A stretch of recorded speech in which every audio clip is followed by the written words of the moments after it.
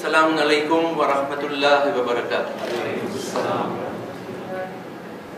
Il y a eu des présentations formidables avant moi, jeunes, très techniques. Donc je pense que moi je vais vous tenir un discours un peu plus généraliste.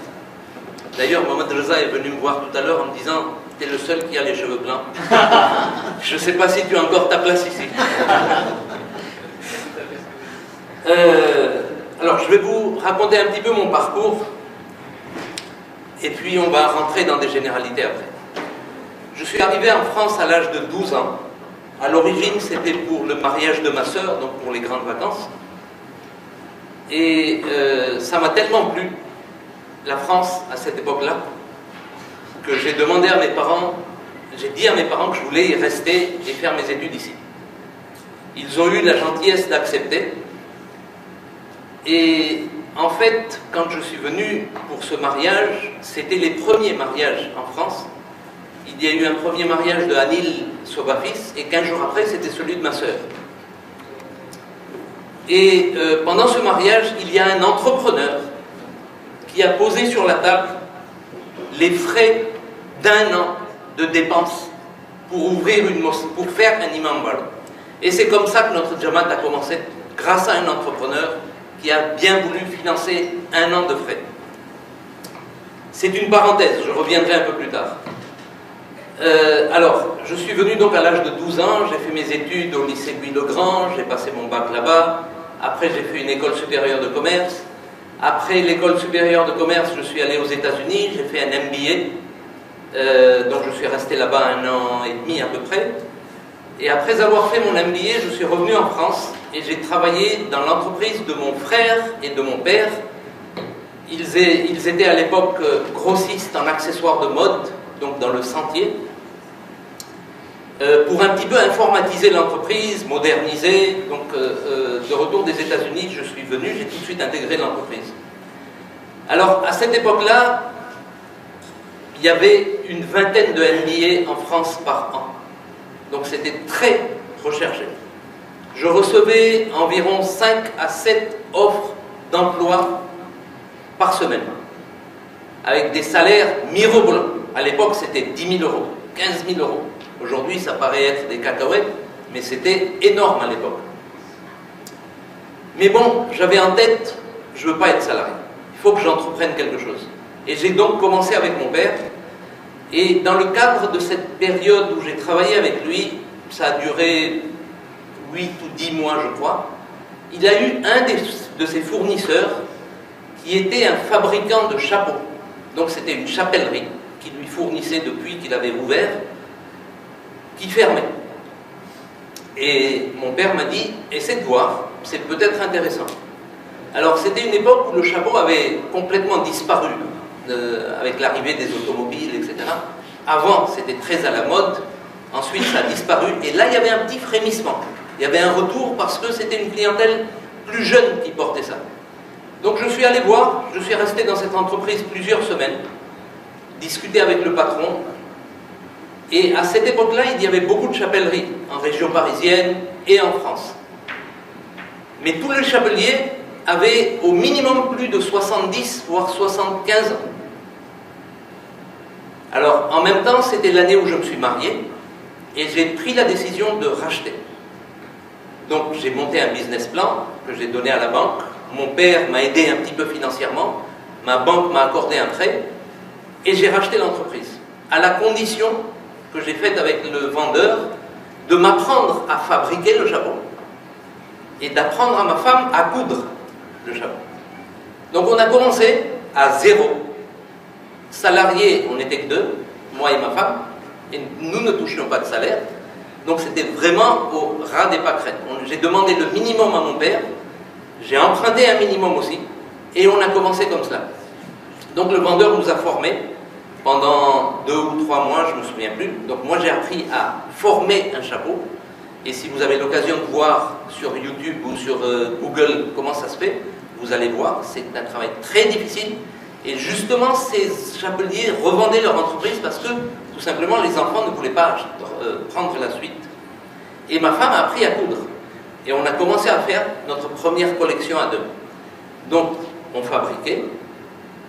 on préparait les collections, ensuite on allait voir les clients, on prenait les commandes, on revenait, on produisait, on chargeait dans le camion, on livrait, on faisait ça, tout ça à deux. Heureusement, ça n'a pas duré très longtemps, on a commencé à embaucher, mais on a eu un excellent accueil, tout simplement parce que, voilà, un marché où les acteurs ont plus de 70 ans, donc classique du classique. Nous, on est venu avec une collection avec des clous, des lanières, des choses vraiment extravagantes et qui collaient aux tendances de la mode. Donc on a eu un très très bon accueil et ça a vite démarré. Mais bon, c'était pas notre métier. Moi j'étais voué à autre chose. Je suis rentré là-dedans, donc on a livré des choses qui étaient invendables. Mais encore, fort heureusement, on avait un des acteurs dedans, qui est actuellement le maire du 3e, qui m'a fait asseoir dans son bureau. Il m'a convoqué une fois que je l'avais livré. Moi, je suis allé en tremblant, je me suis dit, il va tout me rendre, et moi, je pourrais tout simplement fermer la boîte parce que c'était ma plus grosse commande. Il m'a dit, asseyez-vous, monsieur Irici, avec un gros cigare comme ça. Et je lui ai dit, oui, qu'est-ce qu'il y a? Il a dit, mais vous avez vu la gueule de vos chapeaux? Je lui ai dit, qu'est-ce qu'il y a? Donc, il a appelé sa vendeuse, pris un chapeau, posé sur sa tête, il était complètement flasque, il m'a dit, vous voulez que je vende ça? J'ai dit, non. Donc, il m'a dit, reprenez tout. Et il m'a dit, moi je suis un ancien chapelier, je vais vous apprendre comment il faut faire. Donc il m'a appris, il m'a dit, faites ça, vous décousez, vous réapprêtez, vous reformez, et puis bon. Et avec le temps, on a appris, et on a amélioré les choses, et ça a pris de l'ampleur. Donc on s'adressait d'abord aux détaillants, puis on s'est tourné vers les grands magasins, comme les galeries de printemps, ça passait. Et après on s'est tourné vers les centrales d'achat, là ça ne passait plus. Production France, vous connaissez le coût de la main d'œuvre, le coût des charges, les modèles plaisaient énormément, mais les prix ne passaient pas.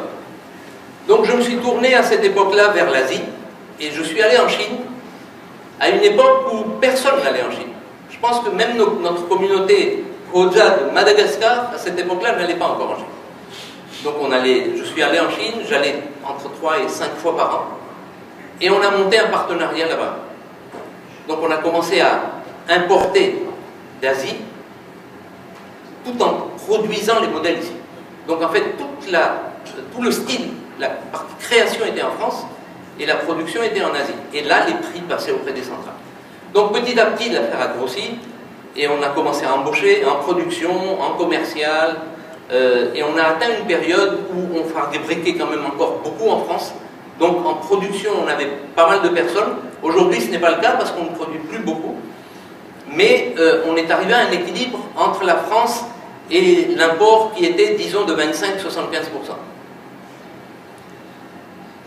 Et cette entrée dans les centrales, je pense qu'il y a des gens qui connaissent comment ça se passe, c'est très difficile.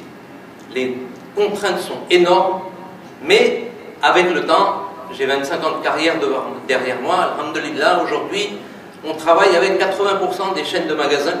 Quand vous rentrez dans un centre commercial que vous voyez tous les noms, 80% d'entre eux, on leur fournit, pas de manière régulière, pas toute la collection, une partie de la collection, mais ce sont nos clients. On travaille avec toute la VPC, avec tous les grands magasins et avec la grande distribution. À l'heure actuelle, donc, on essaie de développer différemment. J'ai un personnel qui est exceptionnel, et ça c'est, je remercierai jamais le bon Dieu, et Azad aussi qui m'en a fourni. Donc j'ai un excellent personnel qui travaille parfaitement bien, et ça me permet de me détacher. Donc de me détacher et de créer autre chose. On a notre propre marque. Mon fils nous a rejoint il y a 1 an à peu près, et il s'occupe justement de développer cette marque. Et nous sommes donc un acteur actuellement connu et reconnu, pas seulement en France, mais en Europe, et même dans beaucoup d'autres pays dans le monde, je pense. Alors, parallèlement à cela, ce que je voudrais vous dire, c'est que l'entrepreneuriat, comme le dit le titre de mon thème, c'est dans notre ADN. Nos parents, nos grands-parents, nos arrière-grands-parents ont été entrepreneurs. Malheureusement, Actuellement, on vit dans un pays où le salariat est la solution de facilité. On est à 35 heures, 5 semaines de congés payés, mutuelle, prévoyance, 13e mois, un salaire qui tombe régulièrement tous les mois. On rentre dans une routine qui, à mon sens, est néfaste. C'est vrai, ça nous laisse le temps de nous occuper de nos enfants, de notre femme, même de notre belle-mère, mais je pense qu'on a mieux à faire. La vie de famille, s'occuper de ses enfants, est essentiel. Je vais vous donner mon exemple. Quand on veut quelque chose, on peut. Ça, il faut se le mettre dans la tête. Quand on doit travailler avec un banquier, c'est très facile. Il faut juste être un tout petit peu plus intelligent que lui. Non, sérieusement, je vous dis sérieusement. Il faut juste être plus intelligent que lui. Ceux qui ont fait les MBTI savent, vous l'analysez en 10 minutes, et vous voyez ses points faibles, et votre dossier, vous le présentez de la manière qu'il faut pour qu'il l'absorbe complètement, et qu'il essaie de convaincre tout son staff pour qu'il vous finance. De la même manière, je pense que quand on veut, on peut. Moi, quand j'ai commencé à travailler, je ne voulais pas louer. Je me suis marié, je me suis dit, je ne veux pas jeter 1000 euros ou 2000 euros par mois en loyer. Je veux acheter. J'ai vécu 5 ans avec mes parents. Bon, là, c'est un problème interne de couple. Ma femme me dit 7, moi je dis 5, je crois que c'était 5. Donc j'ai vécu 5 ans avec mes parents, j'ai mis beaucoup d'argent de côté et j'ai tout de suite acheté. Et j'ai acheté en fonction de la vie de famille que je voulais construire. Donc j'avais pas encore d'enfant, j'ai eu mon premier enfant après 6 ans parce qu'il fallait que je monte ma boîte. Donc j'ai acheté un terrain avec une villa et avec tous mes bureaux et mes locaux derrière. Donc mes enfants n'ont jamais mangé à la cantine. Je suis toujours allé les chercher à 11h30, les déposer à 8h30, les redéposer à 1h30, les chercher à 4h30, soit moi, soit ma femme. Ils ont toujours mangé à la maison et on a toujours essayé de les entourer. Comme il faut. Enfin, on a essayé. J'espère qu'on a réussi. C'est eux qui vous le diront mieux que moi, mais quand on veut, on peut. Je pense que même en étant en France, et ce n'est pas une histoire de moyens, il a fallu pour acheter et convaincre le banquier, on a essayé de le convaincre, il a été convaincu. Alors que je commençais à démarrer mon entreprise.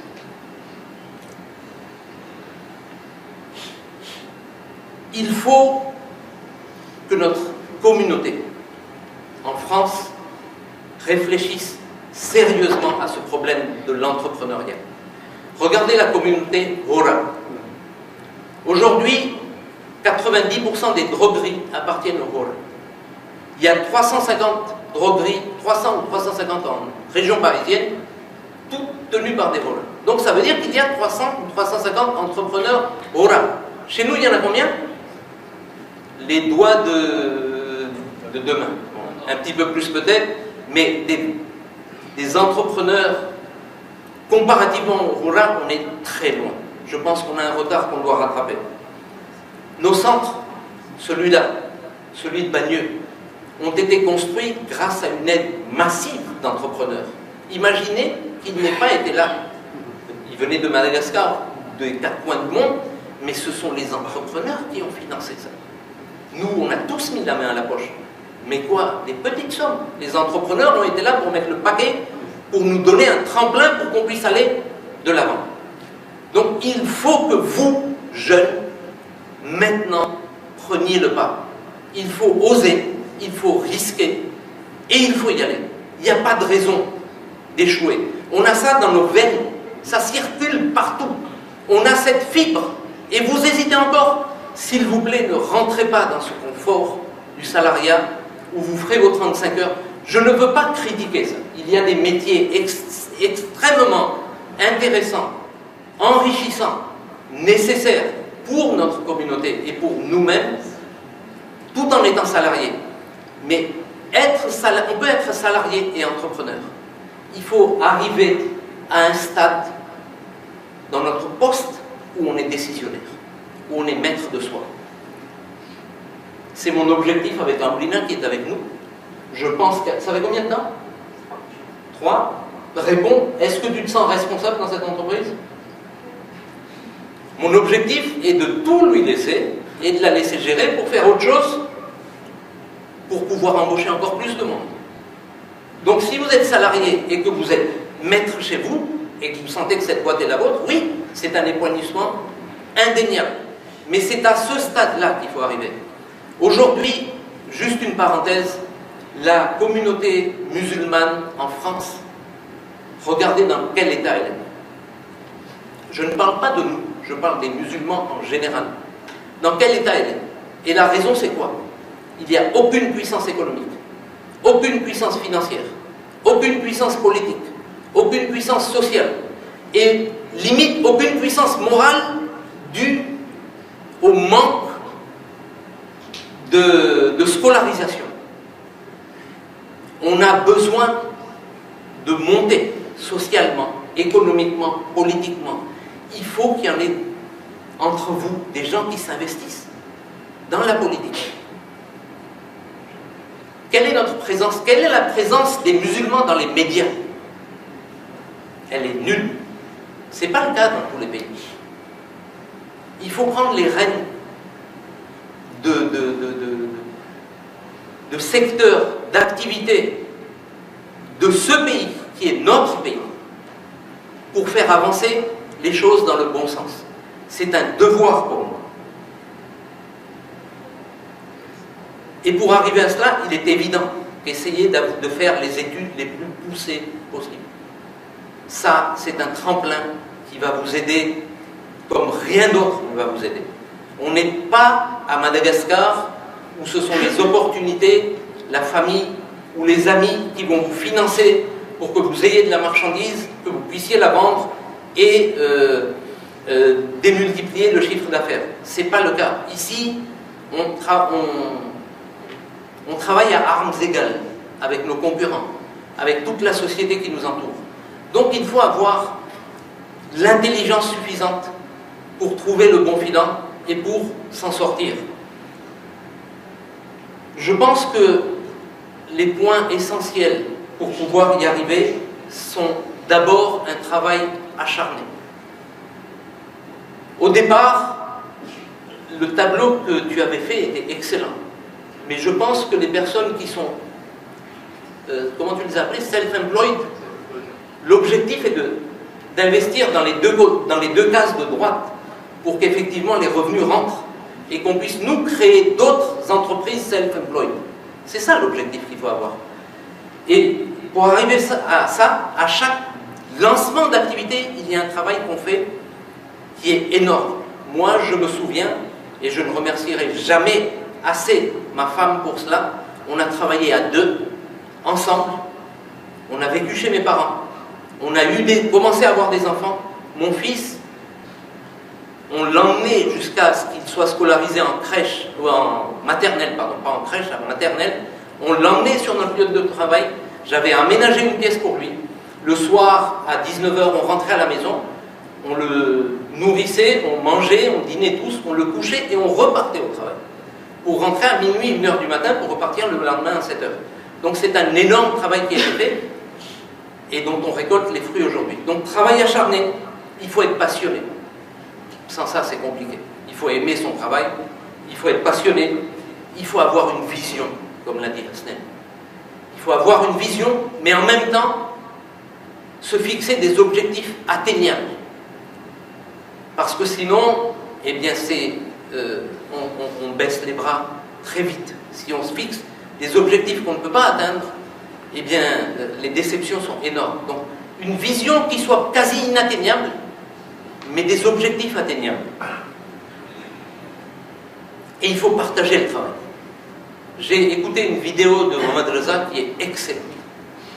Et je vous conseille vivement à l'écouter. Il faut partager le travail, c'est-à-dire déléguer. Savoir déléguer, savoir partager.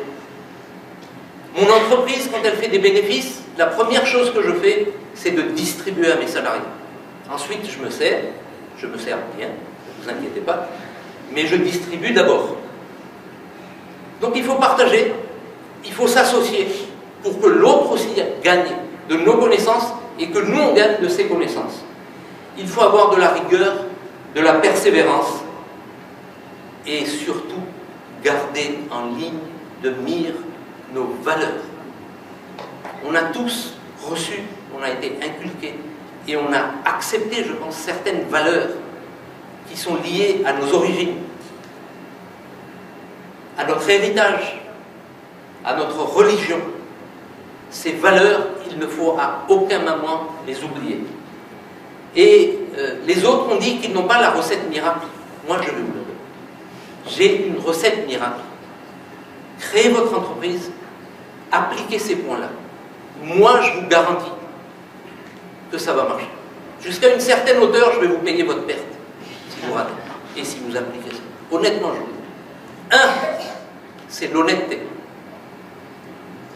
Si vous n'êtes pas honnête, c'est même pas la peine d'entreprendre. L'honnêteté, la droiture, il faut être droit dans ses bottes, juste avec son personnel, demander à faire les choses dont on a besoin et par lesquelles eux aussi s'épanouissent.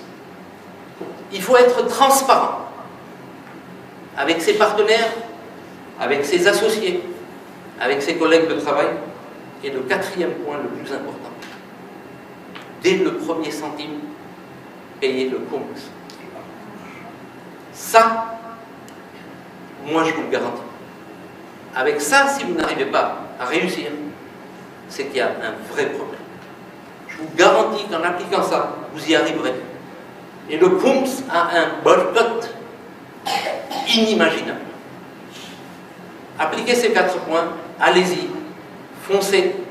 Et dans ce cadre-là, je vais transmettre un message au Jamaat, à Azad et à Azim. Moi, je pense qu'on a dans notre communauté des gens aisés, des professionnels, des dentistes, des pharmaciens, des médecins, qui sont déjà bien établis depuis des vingtaines d'années et qui ont de l'argent, qui sont riches. Il faut mettre en place des équipes de business angels chez nous, pour que quand il y a un projet chez les jeunes, eh bien on peut faire appel à cette mine d'or qu'on a chez nous, qui va financer ces jeunes. Et moi je pense, je peux me tromper, mais je suis à peu près sûr qu'ils seront OK, ils seront d'accord pour financer. Parce que ce sont des gens qui sont accomplis, ils ont fait leur vie, ils ont les moyens, et ils ont des moyens à investir. Vous pensez qu'ils vont aller investir à la banque où Félix va donner moins d'1% par an? Non. Amenez un projet. Nos professionnels vont investir. Donc, au sein des Jamaat, il faut créer des entités complètement indépendantes des Jamaat. On ne veut pas que ce soit politisé, mais des entités, des regroupements d'hommes d'affaires ou de professionnels qui seraient prêts à financer les projets que nous amènent nos jeunes. Et là, vous allez voir comment notre communauté pourra avancer. Je pense que j'ai fait le tour. Il y a une chose que je vais vous dire dès à présent, parce que je suis sûr que si vous allez entreprendre, vous allez réussir, c'est que le jour où vous gagnez de l'argent, il faut le redistribuer. Avant de créer quoi que ce soit, il faut avoir l'âme d'un philanthrope. Il faut être philanthrope au plus profond de soi-même.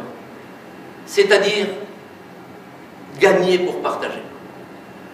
Que ce soit de l'argent, que ce soit du temps, que ce soit du conseil, que ce soit servir dans notre Jamaat. Soyez philanthrope.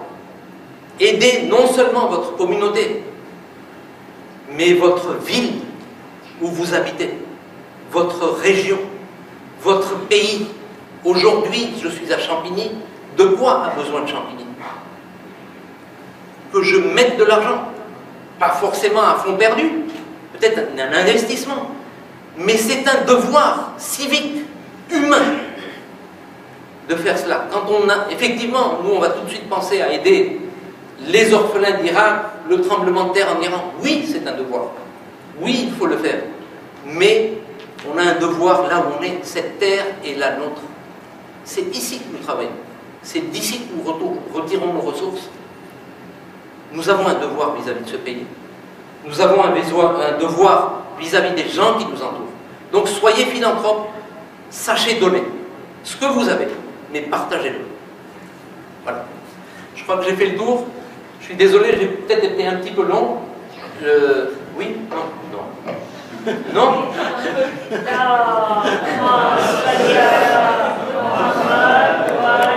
Bon, on ne va pas toucher à la frite. Il y a des questions? Non, ce sera à la fin les questions. Ah, pardon. Merci. À présent, je vais appeler notre invité central spécialement venu de la Réunion, Mohamed Reza Mouadali, pour sa présentation intitulée Entreprendre, créer et innover, partageons nos expériences. Selon Allah Muhammad wa Ali Muhammad. Allahumma salli ala Muhammad wa Ali Muhammad. Wa Muhammad wa Ali Muhammad salawat. Allahumma salli ala Muhammad wa Ali Muhammad. أعوذ بالله من الشيطان اللعين الرجيم بسم الله الرحمن الرحيم ربي اشرح لي صدري ويسر لي أمري واحلل عقدة من لساني يفقهوا قولي.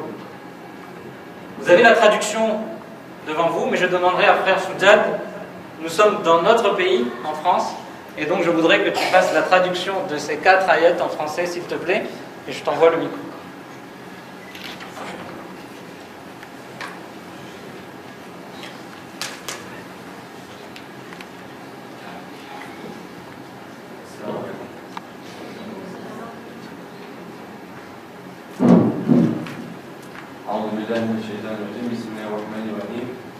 Moïse dit, Seigneur, ouvre-moi ma poterie et facilite ma mission. Aidez-nous un nœud en ma langue, afin qu'ils comprennent les paroles. Merci.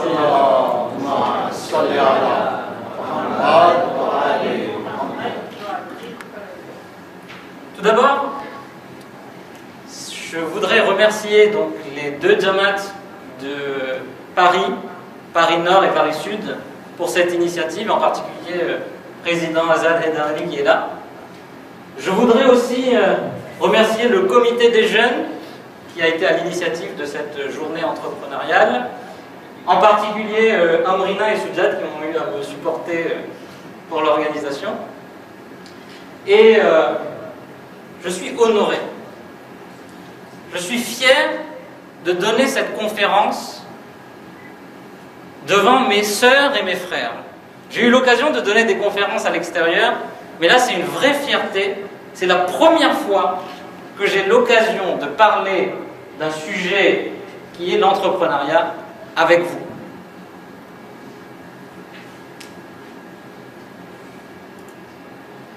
Il y a un second paramètre qui est important, et j'ai vu ça dans les présentations qu'il y a à Paris. On parle souvent de copyright, on ne peut pas dupliquer, etc. Il n'y a pas de copyright. Je vais vous parler de ma vie, donc ça sera compliqué de faire la même, ça c'est sûr. Par contre, vous pouvez prendre des notes, faire des photos, tweeter, je ne sais pas si vous avez Facebook, vous pouvez faire tout ce que vous voulez, il n'y a pas de souci, il n'y a aucun copyright. Cette présentation, vous pouvez la voir après si vous le souhaitez. Troisième paramètre important, lorsque j'anime une conférence, déjà, j'ai besoin de votre énergie. Alors, je sais qu'on ne peut pas applaudir a priori ici, donc c'est pas dans nos habitudes, mais j'ai vraiment besoin de votre énergie parce qu'une conférence, c'est un échange, d'accord, entre vous et moi. Et dans cette conférence, alors là, on ne le lit pas bien, mais je vais vous demander d'avoir un regard bienveillant envers moi et envers vous tous. Ça, c'est un premier paramètre. Le deuxième paramètre, c'est qu'on doit avoir des échanges constructifs. Et le troisième paramètre pour moi, c'est qu'on ait un moment instructif. D'accord ? L'idée, c'est que chacun sorte d'ici avec quelque chose de plus avant que vous soyez arrivés.